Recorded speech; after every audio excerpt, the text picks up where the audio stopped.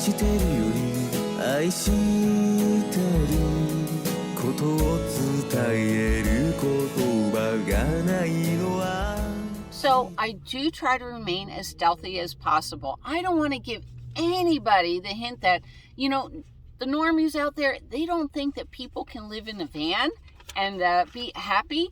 And then, they paid $2 million for their house where I'm camping at. I don't want them to get any wise to this lifestyle. The only people that are looking into this lifestyle are people that are frustrated at their lives and they want to change their lives, or they're doing it right now. Hey, you know what? Comment below. Let me know if you do this full-time, part-time, or you're dreaming about it. And let me know how I can help you, okay? All right, so here's what I look for when I want to just stay in my van all day.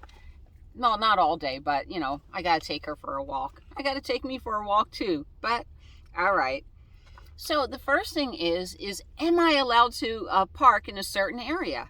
Now, I like parking at Laguna Beach and having an ocean view all day. Isn't that wonderful?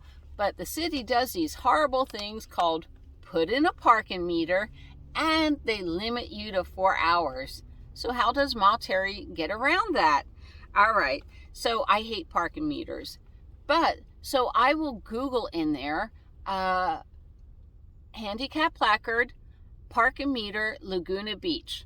Try different combinations of that, and then it'll come up, oh, you're in Laguna Beach, you have a handicap placard, you don't have to pay in the meters, and the 4-hour time limit, nope, they don't care as long as you're handicapped. And why? Because us handicapped people move slower.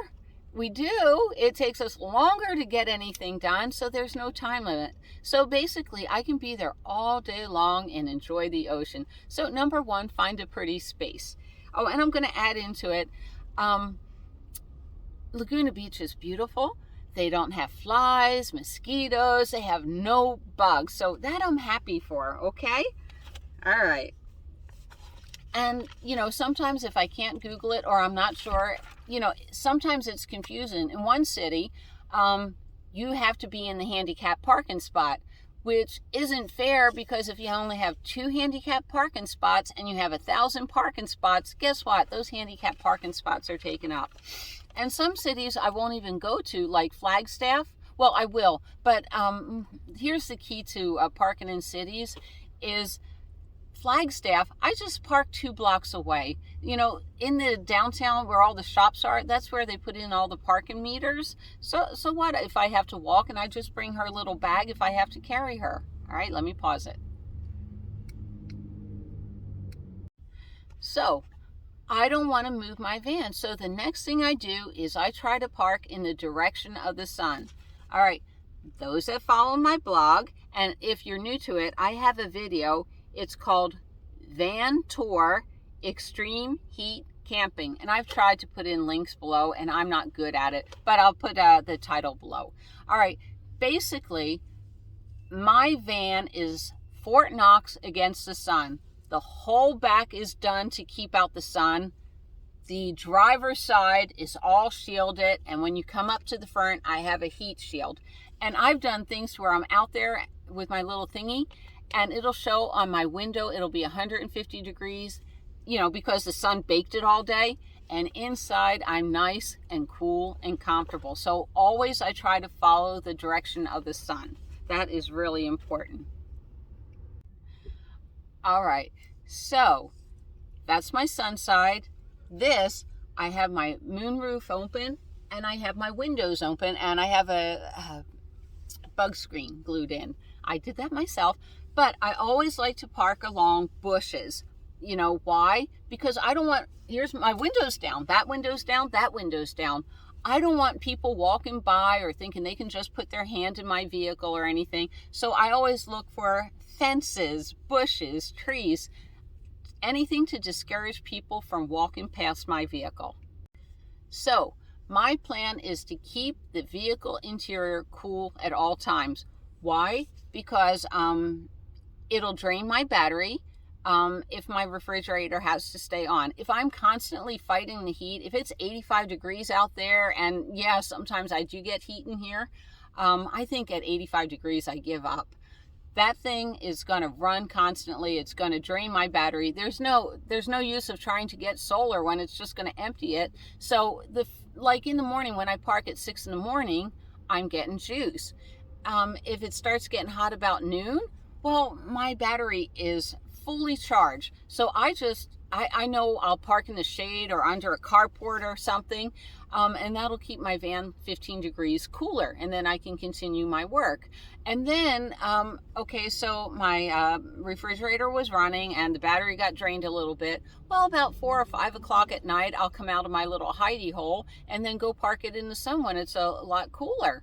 So it can recharge the battery, so when I go to bed at night, it's at 100%. I certainly have a list of demands, don't I? Number 5, a level spot. I really like it level.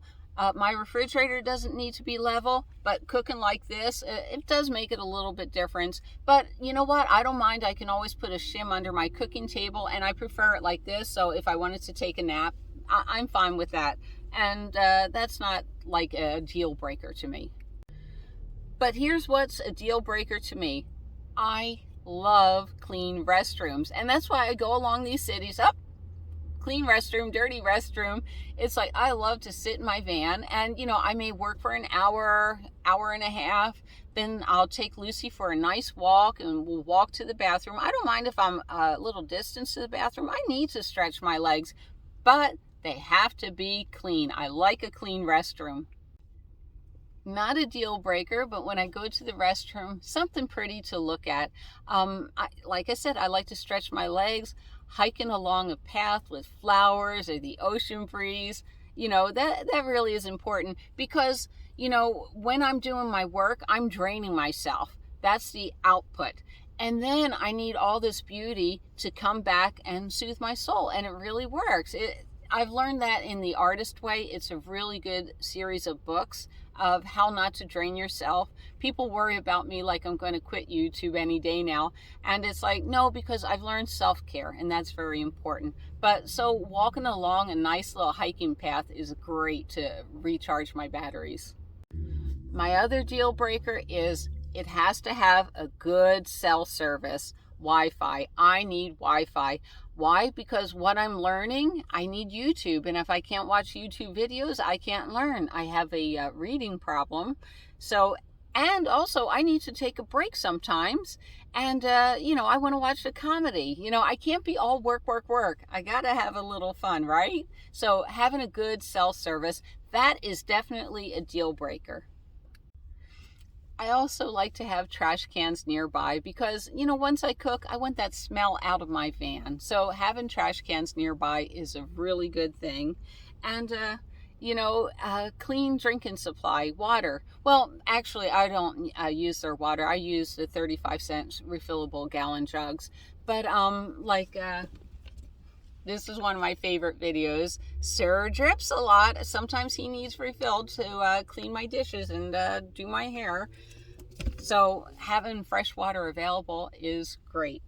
And let's get into bonus material, all right? So having a dog beach or park, someplace where I can go play with Lucy, that's wonderful. She really likes that.